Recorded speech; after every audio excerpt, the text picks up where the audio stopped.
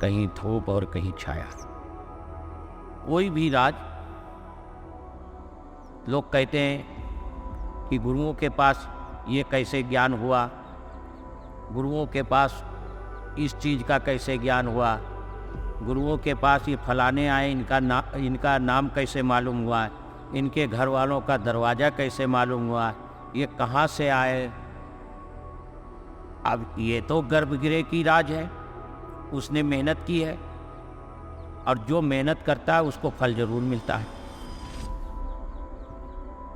और जहाँ पे बात आती है कि लोगों ने गुरुओं पर छीटाकशी करना, तो छीटाकशी करने के लिए तो कोई किसी को रोक नहीं सकता है, वो ज़रूर किया जा सकता है। एक दूसरे पे लांछन लगाते हैं लोग, लेकिन जहाँ पे बात आती है कि राज जानने की, तो ये जो है राज, जब हम अनेकों प्रकार की सिद्धियां हैं, अब किसी भी सिद्धि को अगर हम प्राप्त कर लेंगे तो मैं खुद नहीं बताता हूँ, जिस देवी देवताओं की सिद्धि प्राप्त होती है वो खुद बताते हैं, मैं थोड़े बताता हूँ। जैसे अगर हम कहना चाहें कि आप भी सिद्धि कर सकते हैं, ये नहीं है कि हमारे लिए ही केवल है, आप भी करेंगे, आप भी मेहनत करेंगे, आपको भी वो फल प्राप्त होगा। किसान अगर खेती करता है तो उसके पास अगर 10 बीघे होते हैं तो 10 बीघे में बरोबर की फसल नहीं उगती है। किसी बीघे में 10 कुंटल माल पैदा होगा और उसी बगल में दूसरा बीघा होगा, उसमें 9 कुंटल माल पैदा होगा। कुछ दूरी के बाद किसी में उसमें 4 कुंटल माल पैदा होगा।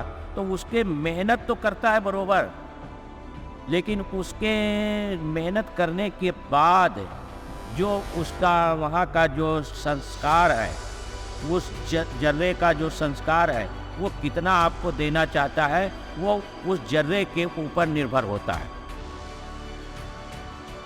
मेहनत तो बरोबर कर रहा है। अब जिस देवी देवताओं के साथ आप लगे, मान लीजिए आप बजरंग की सेवा किए, बालाजी की, तो बालाजी आपको सिद्धि प्राप्त हो गई। अब बालाजी खुद आपकी सिद्धि में सहयोग करेंगे, आपके कार्य में सहयोग करेंगे।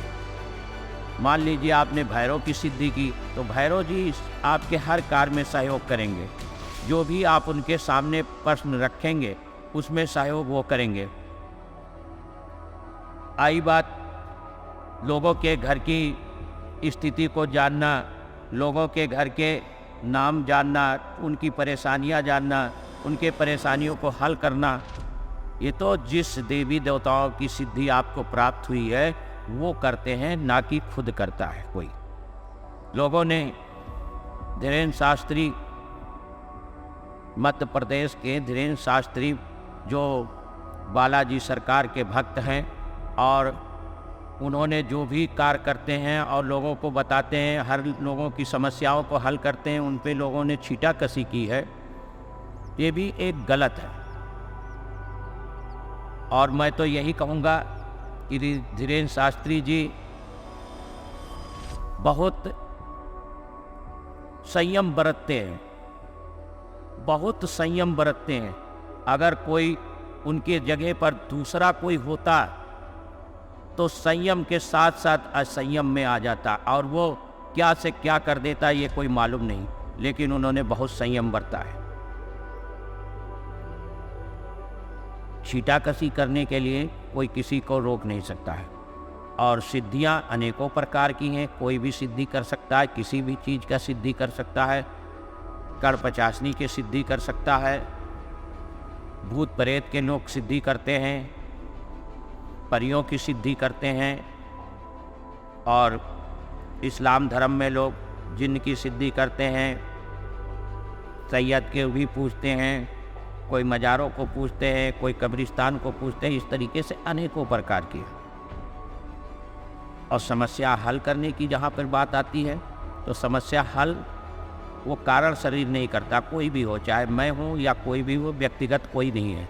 उस समस्या को हल करने के लिए उनकी जो सिद्धियाँ होती हैं, जिनकी सिद्धियों में उनको निपुण हो जाते हैं, जिन सिद्धियों का प्राप्त कर लेते हैं, वो करती हैं। इसलिए हम सभी लोगों से यही कहना चाहता हूँ कि कोई किसी पर छींटाकसी न करे। अगर हम उस कार्य को नहीं जानते हैं तो उस पर छींटाकसी भी करने का कोई अधिकार नहीं है। और अगर कोई गलत कर रहा है सिद्धियों के द्वारा या किसी के साथ अन्याय कर रहा है तो उसके साथ कार्रवाई करने के लिए कोई रोक नहीं है। उसके साथ कार्रवाई की जा सकती है, कोई भी हो। इसलिए यही मैं कहना चाहता हूँ कि सोच समझ करके हर कार्य किए जाते हैं। बिना विचारे जो करे सो पाछे पछताए, और काम बिगाड़े आप ना जग में करे हंसाए। दूसरे की छींटाकसी करते करते उसको परेशान करने के लिए सोचते सोचते खुद ना परेशान हो जाए। इसलिए इन कार्यों से बहुत दूर रहें। इसी में अच्छाई है। श्री हरि नारायण नारायण तो कहना ही पड़ेगा। श्री हरि नारायण नारायण कहना ही पड़ेगा। नारायण नारायण।